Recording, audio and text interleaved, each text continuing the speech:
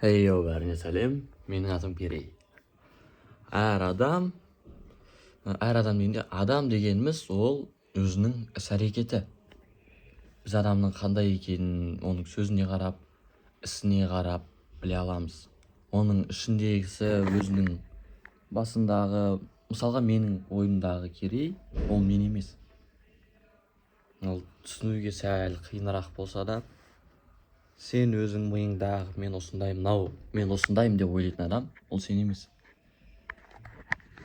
Әр адам өзінің іс-әрекеті, қайталап айттым, ол өзінің осы өмірге қалай көрінетіндігіне сен ішіңде біліп тұрып, оны сезіп тұрып сыртқа шығармасаң, ол сен емессің. Сен ол шығара алмай қалған, сырттағы бір зат болғанда ешқандай реакция көрсетпеген адам, ол сенсің. Өзім шатасып кеттім.